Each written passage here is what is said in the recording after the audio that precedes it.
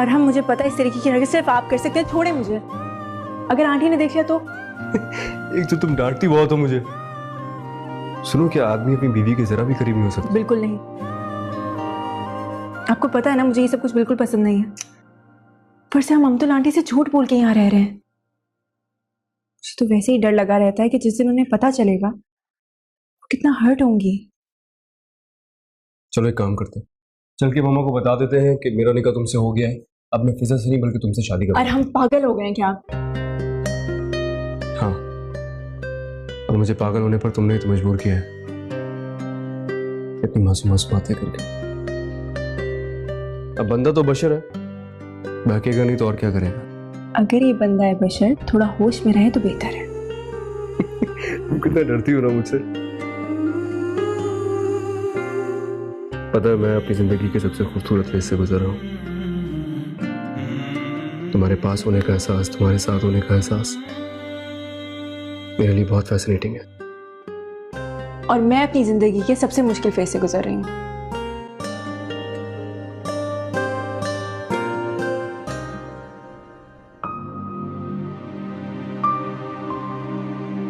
अपने सारे दुख मुझे दे दो।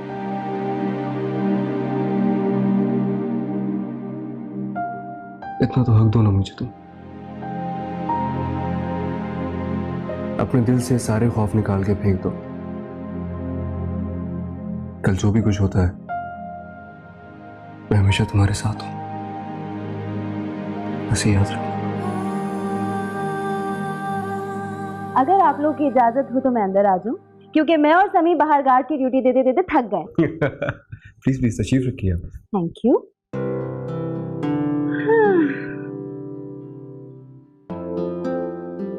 आप कुछ चीजें तुम्हारे लिए भी लाया हूं, चेक कर लेना। जी जी।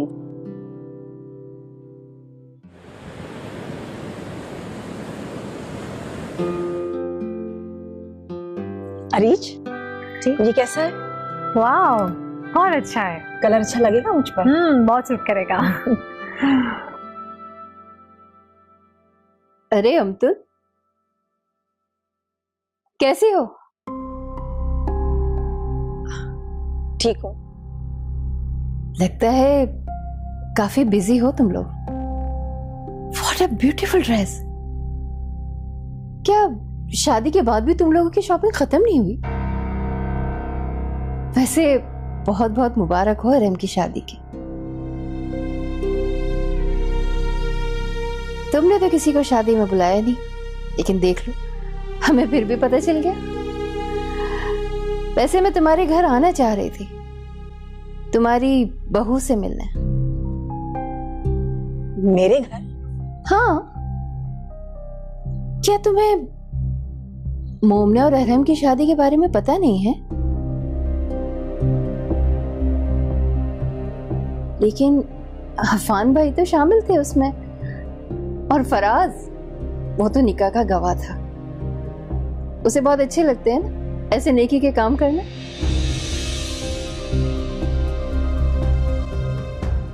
फायजा आंटी, आपको शायद गलतफहमी हुई है। कैसी बातें कर रही हो अरीज? मुझे क्यों गलतफहमी होगी? गलती पर तो तुम दोनों हो। फायजा भाई देखो, मैं तो सारे गिले शिकवे भुलाकर तुम्हारे घर आना चाह रही थी, अरहम और मोमना से अबीर के रिश्ते की बात करने। वो क्या है कि अबीर और फराज एक दूसरे को बहुत पसंद करते हैं ना, और मुझे भी कोई एतराज नहीं है। मैं तो अपने बेटी की खुशी में बहुत खुश हूँ। भाई मेरा मानना है कि औलाद पर अपनी पसंद कभी मुसल्लत नहीं करनी चाहिए, वरना नताइज ऐसी ही खुफिया शादी के नतीजे में होता है।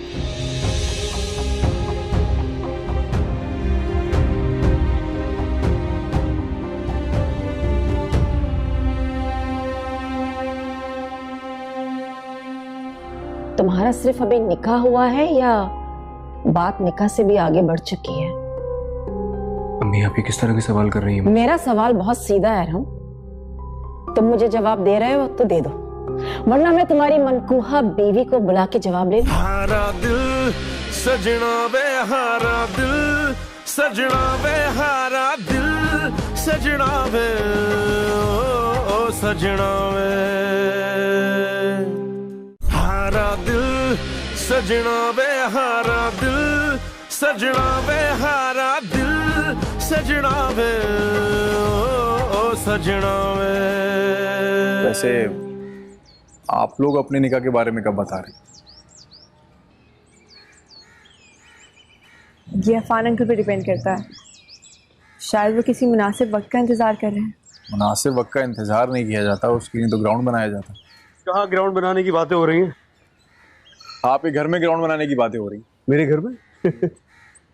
अरे मैं ये पूछ रहा था कि आप लोग अमतुल आंटी को अपने निकाह के बारे में बता क्यों नहीं देते? देखिए मेरे ख्याल से जितना वक्त गुजर जाएगा और उनको फिर पता चलेगा काफी नाराज होंगी।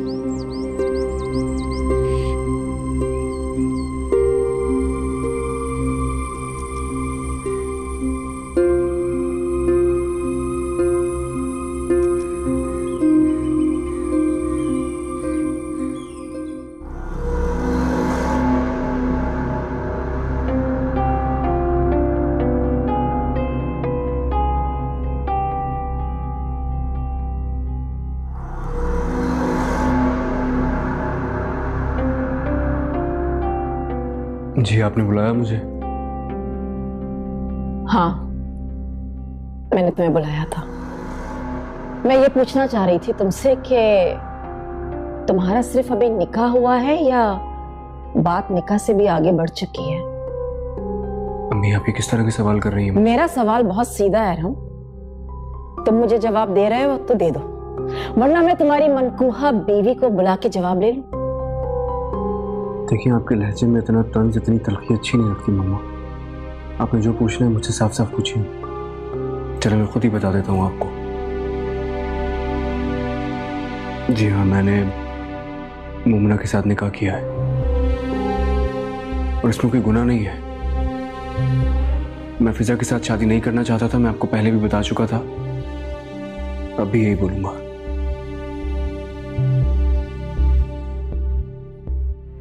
तो ये तुम्हारा आखिरी फैसला? आप जानती हैं मैं अपने कमिटमेंट्स को पूरा करता हूं हमेशा। ठीक है, तुम अपना कमिटमेंट पूरा करो। मैंने भी खुद से एक वादा किया है, मैं वो वादा पूरा करती हूँ अपना, और तुम अपना वादा पूरा करो। जा सकते हैं।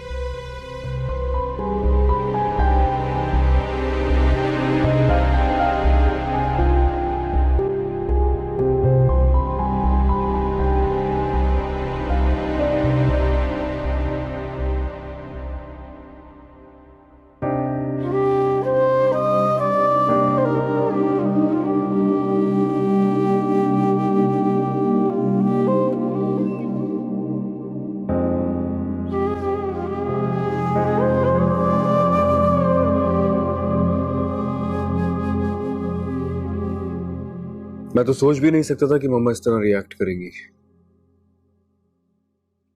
मुझे उनका बिहेवियर बहुत अजीब से ही लगा। मुझे लगा था कि शायद वो हम पे चीखेंगी, चिल्लाएंगी, हम दोनों को इस घर से निकाल देंगी, लेकिन उन्होंने तो ऐसा कुछ किया ही नहीं। ये शायद तूफान से पहले का सन्नाटा है। मुझे और अबीर को घर से निकाल सकती थी धक्के मार मार के, लेकिन उन्होंने कुछ नहीं कहा। उनकी खामोशी उनके लिए और ज्यादा तकलीफदेह हो सकती है। मैं काम करता हूँ, मैं पापा से कहता हूँ कि वो मामा से बात करें, वो उनको हैंडल कर सकते हैं।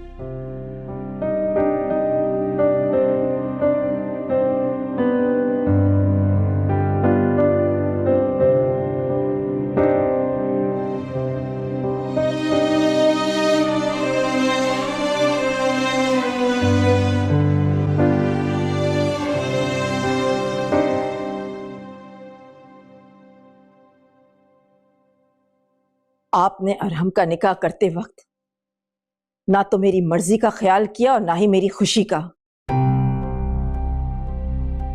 आपने तो मुझसे पूछना भी गवारा नहीं किया।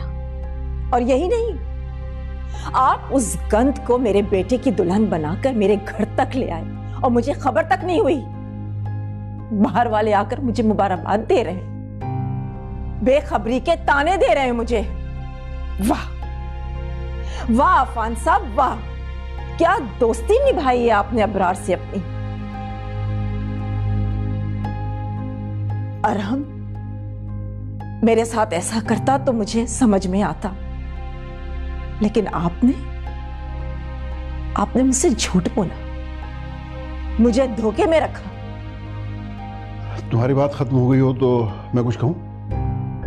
जो बात आपने अब शुरू की है ना, वो इतनी आसानी से खत्म नहीं होगी अफान साहब। आपने और अरहम ने मिलकर मेरे साथ बहुत बड़ा गेम खेला है। जादू टोने के बारे में तो मैंने सिर्फ सुना था, मुझे तो लगता है कि मरते मरते अबरार आप दोनों को ऐसा तावीज घोल के पिला के चला गया है कि इतना कुछ होने के बावजूद भी उसकी बेटी का भूत आपके सरों से नहीं उतरा। काश मुझे भी कोई ऐसा तावीज मिल जाए कि मैं तुम्हें घोल के पिला दूं, ताकि तुम्हारी सोच बदल जाए। मेरी सोच कभी नहीं बदलेगी। अच्छा तुम ना बदलो, लेकिन याद रखो तुम्हारी ये हठधर्मी तुम्हारे बेटे को तुमसे बहुत दूर ले जाएगी। अरे मैंने तो तुम्हारा बेटा तुम्हें लौटाया है, वरना वो तुम्हें छोड़ के कब का चला गया होता। याद रखो तुम्हारा बेटा है, वो भी वही करेगा जो उसके दिल में आ जाएगी। ठीक है अफान साहब, अब तक तो नहीं, लेकिन अब मैं वही करूंगी जो मेरा दिल चाहेगा।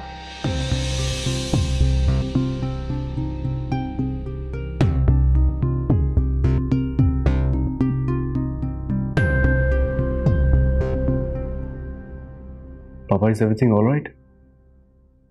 आपकी मम्मा से बात हुई ना, क्या कहा उन्होंने? यार मैं तुम्हारी माँ को आज तक नहीं समझ सका।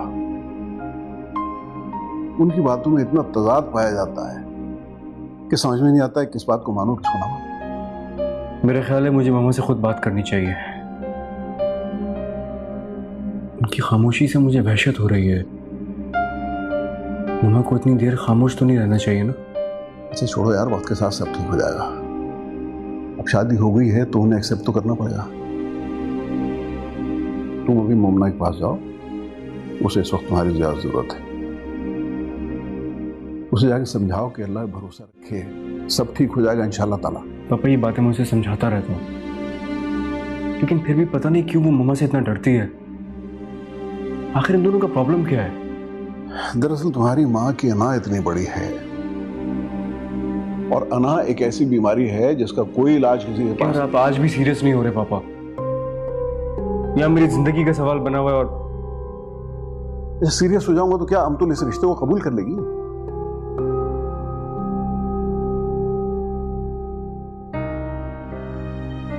देखिए अब शादी तो हो चुकी है, उनके पास कोई और ऑप्शन है भी नहीं।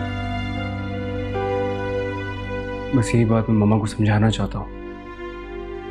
मैं जितना समझाना था उतना समझा चुका, अब उन्हें खुद समझने दो।